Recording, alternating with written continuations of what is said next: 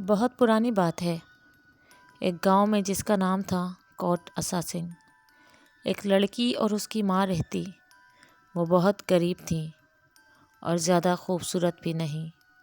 لڑکی کا نام تھا فوزیہ، اور فوزیہ کی امی کچھ دوری پر ایک شہر تھا چونیا، وہاں پر کسی گھر میں کام کرتی۔ جو پیسے وہاں سے ملتے ان سے اپنا گزارا کر رہی تھی۔ فوزیہ کی عمر تقریباً 15 سال اور وہ گورنمنٹ گرلز ہائی اسکول کوٹ اساسن میں تعلیم حاصل کر رہی ہوتی ہے۔ اسکول کی بلڈنگ بہت پرانی کسی کھنڈر جیسی ہوتی ہے۔ بہرحال آگے چلتے ہیں۔ گاؤں کے لوگ بھی فوزیہ اور اس کی ماں کی کافی مدد کرتے ہیں۔ فوزیہ ہمیشہ یہی سوچتی رہتی، کاش ہم لوگ بھی امیر ہوتے اور میں خوبصورت بھی۔ لیکن پھر کہتی کہ اللہ پاک نے جیسا بنایا ہے ٹھیک ہی بنایا ہوگا۔ کچھ دن بعد فوزیہ کی ماں کی طبیعت کافی خراب ہو جاتی ہے اور اس وجہ سے کام پر نہیں جاتی، بس گھر میں چارپائی پہ لیٹی رہتی۔ ان کے پاس اتنے پیسے بھی نہیں ہوتے کہ وہ کسی اسپتال میں علاج کروا سکے، اور گاؤں میں کوئی اسپتال بھی نہ تھا۔ فوزیہ بہت پریشان رہنے لگ جاتی ہے کہ میں کیسے اپنی ماں، اپنی پڑھائی اور گھر کا خیال رکھوں، لیکن اس کی سمجھ میں کچھ نہیں آتا۔ فوزیہ صبح ناشتہ بناتی اور پھر اسکول چلی جاتی۔ کچھ دن ایسا ہی رہا، پھر اچانک اس کی ماں کا انتقال ہو جاتا ہے اور وہ بالکل اکیلی رہ جاتی۔ کچھ دن تو گاؤں کے لوگ اسے کھانا اور استعمال کی چیزیں دیتے، آخر کب تک کون کسی کو کھانا پینا اور دوسرا سامان دیتا ہے۔ بہرحال ایک دن فوزیہ اپنی امی کی جگہ پر کام کے لیے جاتی ہے اور اسے وہاں کام مل جاتا ہے۔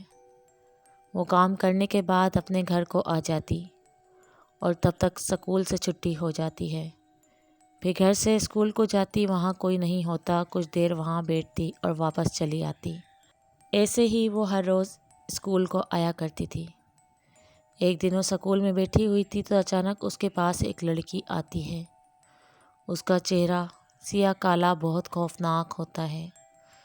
فوزیہ کو اسے دیکھتے ہی الٹیاں لگ جاتی ہیں اور وہ ڈر سے کانپنے لگ جاتی۔ تھوڑی دیر بعد وہ لڑکی غائب ہو جاتی اور فوزیہ اپنے گھر کی طرف روانہ ہو جاتی ہے۔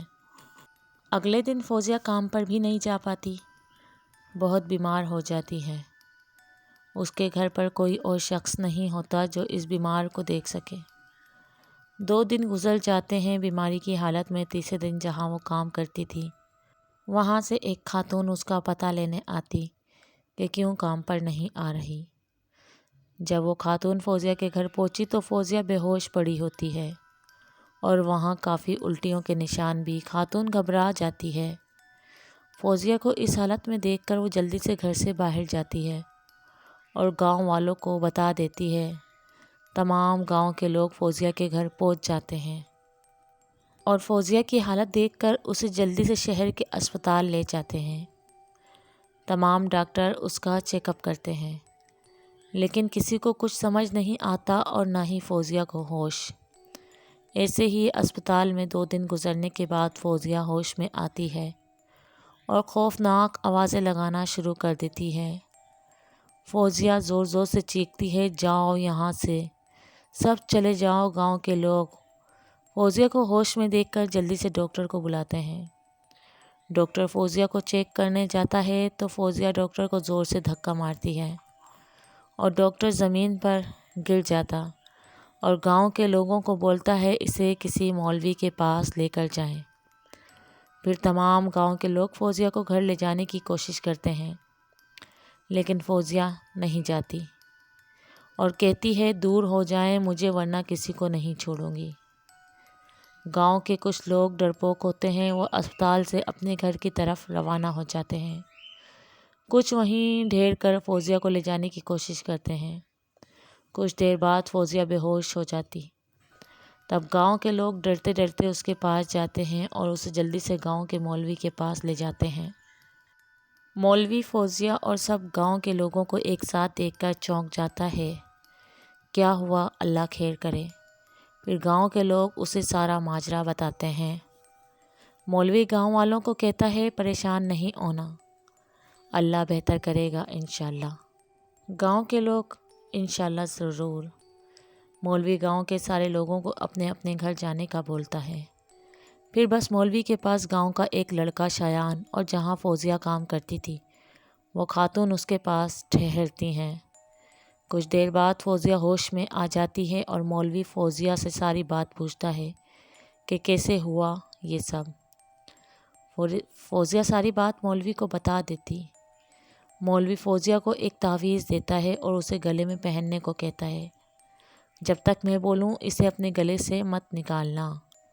اور فوزیہ کو وہ خاتون اپنے گھر لے جاتی، شایان بھی ساتھ چلا جاتا ہے۔ فوزیہ کو 3 دن ہو جاتے خاتون کے گھر رہتے ہوئے۔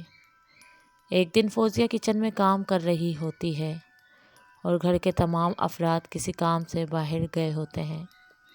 شایان ایک کمرے میں سویا ہوا ہوتا ہے۔ پھر اچانک چیخنے کی آوازیں آتی ہیں اور شایان کی آنکھ کھل جاتی ہے۔ وہ باہر دیکھتا ہے کہ کچن سے آوازیں آ رہی ہیں۔ پھر وہ کچن کی طرف جاتا تو وہاں دیکھتا ہے کہ کچن میں آگ لگی ہوتی ہے اور وہ فوزیہ کو آواز دیتا ہے اور کچن میں چلا جاتا۔ پھر وہاں فوزیہ دیکھتا ہے۔ فوزیہ کو دیکھتے ہی شایان ڈر جاتا ہے اور بے ہوش۔ فوزیہ کچن میں موجود ہوتی ہے۔ کچھ دیر بعد شایان کو ہوش آتا ہے، دیکھتا کہ فوزیہ وہاں موجود نہیں ہوتی اور پھر وہ اسے ڈھونڈنے لگ جاتا ہے اور گاؤں کی طرف روانہ ہو جاتا ہے۔ فوزیہ کو اس کے گھر دیکھتا اور پھر گاؤں والوں سے معلوم کرتا اور گاؤں کے لوگوں کو ساری بات بتاتا۔ پھر کے لوگ بھی فوزیہ کو ڈھونڈنے لگ جاتے ہیں لیکن فوزیہ کا کچھ معلوم نہیں ہوتا۔ اگلے دن اسکول میں گاؤں کے بچے کھیل رہے ہوتے ہیں تو انہیں وہاں فوزیہ نظر آتی۔ پھر وہ گاؤں میں جا کر بتاتے کہ فوزیہ اسکول میں دکھی۔ شایان اور تمام لوگوں گاؤں کے اسکول کی طرف جاتے تو وہاں کوئی نہیں ہوتا۔ کچھ دیر بعد گاؤں کے لوگ واپس چلے جاتے ہیں لیکن شایان اسکول میں ہی رک جاتا ہے۔ شام تک وہیں رہتا ہے۔ پھر اچانک اسے فوزیہ اڑتی ہوئی نظر آتی ہے اور وہ یہ منظر دیکھ کر پریشان ہو جاتا۔ فوزیہ کیسے اڑ سکتی ہے؟ بہرحال آگے چلتے ہیں۔ جیسے ہی فوزیہ وہاں آتی ہے اور شایان اس سے بات کرنے کی کوشش کرتا ہے۔ فوزیہ بات سنے کہاں تھی آپ، وہاں کچن میں کیا ہوا؟ لیکن فوزیہ کوئی جواب نہیں دیتی۔ پھر شایان اس کے کافی قریب آ جاتا ہے اور اسے پکڑ کر پوچھنے کی کوشش کرتا ہے لیکن اس بار فوزیہ غصے میں شایان کو زور سے دھکا مارتی ہے اور اسے بولتی ہے خبردار اگر مجھے ہاتھ لگانے کی دوبارہ کوشش کی تو۔ اس بار فوزیہ کی آواز کافی تبدیل اور خوفناک تھی۔ شایان سوری فوزیہ، آئندہ ایسا نہیں کروں گا۔ فوزیہ ٹھیک ہے جاؤ، یہاں مجھے ابھی بہت کام کرنے ہیں۔ شایان اسکول میں کون سا کام؟ چلیں گھر کو چلتے ہیں۔ فوزیہ پھر سے غصے میں شایان سے دفع ہو جائیں یہاں ورنہ آپ کو بھی وہاں پہنچا دوں گی جہاں اپنی مالکن کو بھیجا ہے۔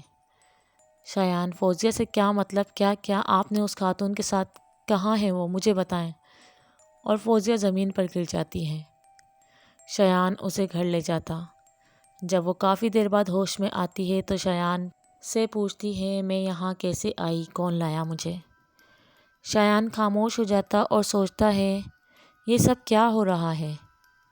پھر فوزیہ کو بتاتا کہ میں لایا آپ کو وہاں سے، آپ کی مالکان کسی کام سے باہر گئی ہے تو اس وجہ سے۔ پھر شایان فوزیہ کو بولتا ہے آپ یہاں رکیں، میں کچھ کھانے کا سامان لے آؤں بازار سے۔ فوزیہ ٹھیک ہے جلدی آنا۔ اور شایان گھر سے نکل جاتا ہے۔ بازار جانے کے بجائے وہ سیدھا مولوی کے پاس چلا جاتا ہے اور مولوی کو تمام باتیں بتائیں اور سارا منظر جو شایان نے فوزیہ کے ساتھ ہوتے دیکھا۔ مولوی کچھ دیر خاموشی کے بعد شایان سے بولتا ہے کل فوزیہ کو میرے پاس لانا۔ پھر دوسرے دن شایان فوزیہ کو مولوی کے پاس لے کر جاتا ہے اور مولوی فوزیہ کو دیکھتا ہے۔ پھر مولوی پڑھائی شروع کرتا ہے اور فوزیہ وہاں سے جانے کی کوشش کرتی ہے لیکن مولوی شایان کو بولتا ہے اسے پکڑ کر رکھیں۔ شایان کچھ دیر تو فوزیہ کو پکڑ کر رکھتا ہے لیکن جب اس میں کوئی چیز حاضر ہو جاتی ہے تو شایان کو زور سے دھکا مارتی ہے اور شایان وہیں گر جاتا۔ مولوی اپنی پڑھائی جاری رکھتا ہے۔ پھر فوزیہ وہاں آرام سے بیٹھ جاتی ہے تو مولوی اس سے پوچھتا ہے کون ہے؟ فوزیہ بولتی ہے میرا رمشا اور میں ایک چڑیل ہوں۔ فوزیہ مجھے پسند آئی اور میں نے اسے اپنے مقصد کے لیے استعمال کیا۔ جب میرا مقصد پورا ہو جائے گا میں اسے چھوڑ کر چلی جاؤں گی۔ مولوی کیا مقصد ہے آپ کا؟ رمشا جہاں فوزیہ کام کرتی ہے ان لوگوں نے مجھے چڑیل بنایا۔ مولوی اور شایان حیران ہو جاتے ہیں اس کی بات سن کر۔ یہ سب کیا ماجرا ہے؟ اتنی ہی دیر میں فوزیہ کو لے کر رمشا وہاں سے چلی جاتی ہے۔ شایان اور مولوی اس خاتون کے گھر کی طرف روانہ ہوتے ہیں اور ان کے گھر پہنچ جاتے ہیں۔ وہاں ان کے گھر کوئی بھی موجود نہیں ہوتا۔ شایان اور مولوی پریشان ہو جاتے ہیں، کہاں گئے؟ پھر شایان مولوی کو بتاتا کہ کل فوزیہ نے مجھے بتایا تھا کہ میں اپنے مقصد کو پورا کرنے گئی تھی۔ پھر مولوی اور شایان وہاں سے اس خاتون کے بارے میں معلوم کرتے ہیں، شاید کسی کو پتہ ہو کہاں گئے ہیں۔ اس خاتون کے پڑوس کے گھر جاتے ہیں اور ان سے معلوم کرتے ہیں۔ پڑوسی بتاتا ہے کہ وہ اپنے کسی رشتہ داروں کے ہاں شادی میں گئے ہیں 3 دن پہلے۔ شایان پڑوسی سے کہتا ہے آپ ان کے رشتہ داروں کا ایڈریس دے سکتی ہیں؟ پڑوسی جی میرے پاس تو نہیں ہے، لیکن اس خاتون کے کچھ رشتہ دار اگلی گلی میں رہتے ہیں، ان سے معلوم کر لیں۔ شایان اور مولوی وہاں چلے جاتے ہیں اور ان سے معلوم کرتے ہیں اور انہیں پتہ چل جاتا ہے کہ کہاں گئے ہیں۔ جیسے ہی مولوی اور شایان شادی والے گھر پہنچتے ہیں تو وہ وہاں دیکھتے ہیں کہ فوزیہ پہلے سے موجود ہوتی ہے اور بہت شور مچا ہوتا جیسے کوئی لاش پڑی ہو۔ جب وہ وہاں پہنچ جاتے ہیں تو ایک لڑکے کی لاش پڑی ہوتی ہے۔ مولوی اور شایان فوزیہ کی طرف جاتے ہیں۔ اتنی ہی دیر میں وہ خاتون بھی شایان کو دیکھ لیتی ہے اور آواز دیتی ہے۔ شایان اسے بولتا ہے میں فوزیہ کو لے کر آتا ہوں۔ پھر وہ خاتون شایان کی طرف دیکھتی ہے اور خاموش۔ اسے وہاں فوزیہ نظر نہیں آتی، بس شایان اور مولوی کو ہی نظر آتی ہے فوزیہ۔ اس کے بعد شایان اور مولوی اس کے پاس چلے جاتے ہیں اور پھر اچانک فوزیہ وہاں سے غائب ہو جاتی ہے اور مولوی شایان اس خاتون کے پاس جاتے ہیں اور اس سے وہاں لڑکے کے بارے میں معلوم کرتے ہیں، کون ہے یہ؟ خاتون بتاتی ہے ہمارا رشتہ دار ہے اور کافی سال ہمارے پاس رہا۔ پہلے ہم شایان کے گاؤں کوٹ اوسا سنگھ میں ہی رہتے تھے، پھر یہاں پر شفٹ ہو گئے اور ہم چونیا میں۔ اس کے بعد شایان خاتون سے پوچھتا ہے کہ اب اور آپ کے رشتہ دار فوزیہ کی فیملی کو کب سے جانتے ہیں؟ خاتون بہت عرصے سے۔ خاتون شایان سے آپ کیوں پوچھ رہے ہو اس کے بارے میں؟ شایان پھر خاتون سے سوال کرتا ہے کہ فوزیہ کی فیملی میں اور کون کون تھا؟ خاتون اسے بتاتی ہے کہ فوزیہ کی ایک بڑی بہن تھی جس کا نام تھا رمشا۔ تبھی شایان اور مولوی چونک جاتے ہیں۔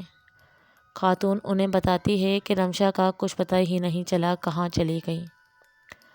اچانک شایان اور مولوی وہاں سے چلے جاتے ہیں اور گاؤں کے لوگوں سے بھی معلوم کرتے ہیں کہیں خاتون جھوٹ تو نہیں بول رہی۔ شایان جھوٹا تھا، اسے ابھی زیادہ پتہ نہیں تھا اور مولوی گاؤں کا مقامی نہیں تھا۔ بعد میں کوئی کمنٹ میں یہ نہ پوچھے کہ شایان بھی اسی گاؤں کا تھا، اسے رمشا کے بارے میں کیوں معلوم نہیں۔ بہرحال آگے چلتے ہیں۔ دونوں گاؤں آ گئے اور وہاں فوزیہ کے پڑوسی کے پاس گئے اور ان سے معلوم کیا۔ پڑوسی نے بتایا کہ فوزیہ کی بڑی بہن رمشا وہ اچانک کہیں غائب ہو گئی۔ فوزیہ کے گھر والوں نے کافی کوشش کی لیکن اس کا کچھ پتہ نہیں چلا۔ ساری بات سننے کے بعد مولوی اور شایان اسکول کی طرف چلے جاتے ہیں۔ وہاں انہیں فوزیہ بیٹھی ملتی ہے اور وہ اس سے پوچھتے ہیں کون ہیں آپ؟ فوزیہ میں ہوں رمشا، فوزیہ کی بڑی بہن۔ آپ کو گاؤں والے اور اس خاتون نے بتا تو دیا ہوگا، آگے اب میں بتاؤں گی۔ میں اور میری ماں رہتے، میرے ابو کا فوزیہ کی پیدائش سے کچھ دن پہلے انتقال ہو گیا۔ میں اسکول میں پڑھتی تھی، میرا دوست تھا ایک لڑکا جس کا نام تھا، ہم ایک دوسرے کو کافی پسند کرتے تھے۔ اب میں کہانی مختصر کر رہی ہوں۔ آگے ایک دن اس نے مجھے رات کو اسکول میں آنے کو کہا اور میں وہاں آ گئی۔ کافی دیر بات چیت کرتے رہے اور پھر اس کے اور دوست بھی آ گئے۔ آگے جو ہوا آپ سمجھ جانا، میں ایسی تحریر نہیں لکھوں گی۔ پھر ان تمام دوستوں نے مجھے زندہ دفنا دیا۔ جب سے میری ماں کا انتقال ہوا تب سے میں فوزیہ کے جسم میں آتی ہوں اور ان تمام دوستوں کو آج ختم کر دیا میں نے۔ اب میں یہاں سے چلی جاؤں گی۔ کچھ ہی دیر میں وہ وہاں سے چلی جاتی اور فوزیہ بے ہوش۔ جب فوزیہ کو ہوش آتا ہے تو وہ اسکول میں ہی ہوتی ہے۔ شایان سے پوچھتی ہے ہم یہاں کیسے آئے، لیکن شایان اسے کچھ نہیں بتاتا اور فوزیہ کو اپنے ساتھ اپنے گھر لے جاتا ہے۔ اب فوزیہ اور شایان ایک ساتھ ہی رہتے ہیں۔ ان کی شادی ہو گئی اور بچے بھی ہو گئے۔